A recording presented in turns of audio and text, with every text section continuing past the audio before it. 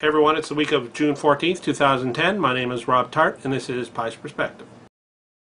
I read a story about a 3-year-old toddler in China who has taken up smoking and drinking beer. Now the toddler, a girl named Ya Wen, can apparently down 3 beer in one day, which I guess is not bad for a 3-year-old. I know I couldn't down 3 beer in one day till I was like 5.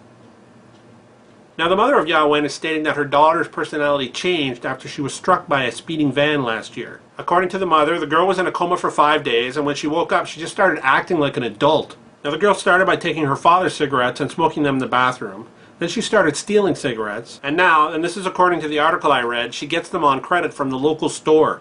So I'm guessing that they don't actually ask for ID when you purchase cigarettes in China. Because unless this kid is unusually tall or sporting a beard, she would probably have a hard time passing as an adult. And what kind of store is willing to extend credit to a 3-year-old? I can only assume that the parents are paying the tab for this child. You know, some people give their kids milk money for school. These parents give their kids cig money, you know, a sort of nicotine allowance. Now I'm guessing child welfare doesn't exist in China. This mother, talking to the media, just exposes herself as a completely negligent parent. I think it might be time for the parents to implement just a little bit of discipline. You know, if your kid steals cookies from the cookie jar, it's time to move the cookie jar. If your 3-year-old is stealing cigarettes and beer, it might be time to take those items out of the playpen. Now I really feel for this girl. I mean, if she's smoking cigarettes and drinking beer at 3, she'll be smoking pot and doing shooters by 5, popping acid and drinking martinis at 8, and then finally heroin and straight whiskey by the time she's 10. Now if you think dealing with a 10-year-old's tough, try dealing with a 10-year-old junkie. Now for Christmas, this kid would probably be happy with needles in her stocking and a water bong under the tree.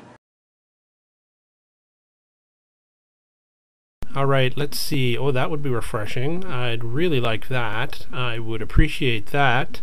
That would be good as well. I'd be very happy with that, and I'd be thankful for those. I think I'll go for the sub, but you feel free to choose whichever one you like.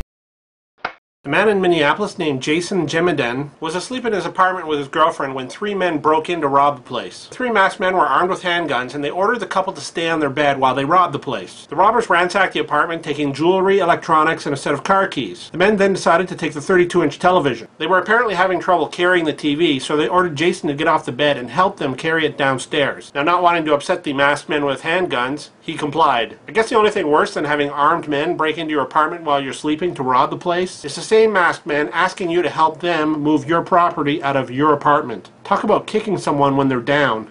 And what kind of weakling men are these that 3 of them can't manage a 32-inch TV? Even if one of them stayed behind to watch the couple, you'd think that 2 of them should be able to manage it by themselves. I'm also kind of surprised that the thieves stopped there. Noticing that the homeowner was so compliant, they should have asked him for lessons on how to drive standard before they stole his car. Maybe ask him how to work the remote on the home stereo or how to defrost something in the microwave that they're just about to steal. They could ask his girlfriend what outfit goes with the diamond earrings they're about to steal. Hell, take it one step further and ask the homeowner to come home with them to help them hook up all the electronic equipment. The next time these guys do a robbery, they should just call this guy to see if he can lend them a hand. If the police catch these guys, couldn't they technically charge the apartment owner as an accessory to the crime? I mean, he did participate in the burglary after all. Wouldn't that be great, being charged with robbing your own apartment? Now before leaving, the robbers told the couple they weren't going to tie them up because they'd been so helpful. The all too helpful victim then probably said, "Okay, well if you guys change your mind, I can show you where I keep the rope and how to make a decent knot." Today's question of the day is, have you ever had something valuable stolen from you? I myself, when I was younger, bought a pair of Ray-Ban sunglasses which cost me like 4 weeks' wages. The first time I was out with them, I went and played tennis and I left them on a bleacher and I forgot about them. I realized 15 minutes after I left that I had forgotten them and I went back and they were gone. When I went and asked about them at the kiosk, nobody knew where they were. Needless to say, I wasn't too happy. Anyway, that's all I have for this week. Thanks for watching, and remember, it's not necessarily right or wrong, it's just my perspective. Now the girl started by taking her father's cigarettes and smoking in the... She would probably have a hard time passing as a... She would...